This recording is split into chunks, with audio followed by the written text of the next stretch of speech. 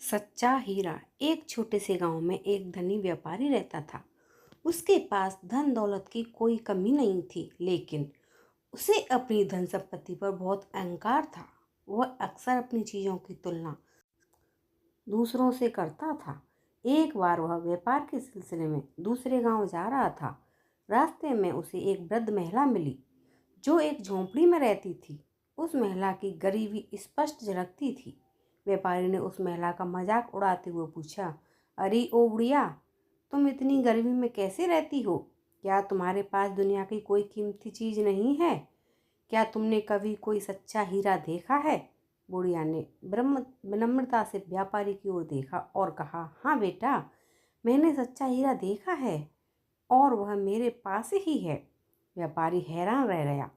उसने सोचा, इस गरीब बुढ़िया के पास हीरा, यह झूठ बोल रही होगी। उसने उपहास करते हुए कहा, तो दिखाओ मुझे अपना वह सच्चा हीरा। वह कितना कीमती है? बुढ़िया मुस्कुराई और धीरे से झोंपड़ी के अंदर गई। वह कुछ देर बाद लौटी, लेकिन उसके हाथ में कोई चमकदार पत्थर नहीं था। वह अपने साथ अपने 2 जवान बेटों को लेकर आई, जो अपने काम से लौटे थे। उनके चेहरे पर मेहनत की चमक थी और उनके हाथों में खेती का सामान था।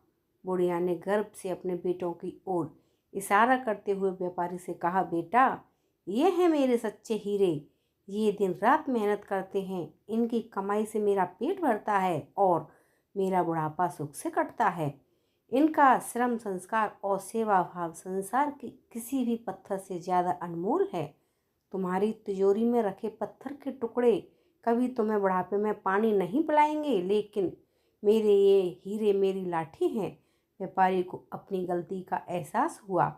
उसे समझ आया कि असली दौलत सोने चांदी या पत्थरों में नहीं, बल्कि मेहनत, अच्छे चरित्र और रिश्तों में होती है। उसका अहंकार तुरंत चूर हो गया। उसने बुढ़िया के बेटों को प्रणाम किया और विनम्र होकर अपने रास्ते चला गया। हमें इस कहानी से सीख मिली, सच्चा हीरा भौतिक वस्तुएं नहीं, बल्कि अच्छा चरित्र, मेहनत और हमारे प्रियजनों का निस्वार्थ प्रेम और स्वभाव है। तो दोस्तों, आपको मेरी कहानी कैसी लगी कमेंट करके ज़रूर बताना। मेरे चैनल पर नए हो तो मेरे चैनल को लाइक, शेयर, सब्सक्राइब करना। मिलते हैं ऐसी एक और नई कहानी के साथ। तब तक के लिए धन्यवाद। Thank you.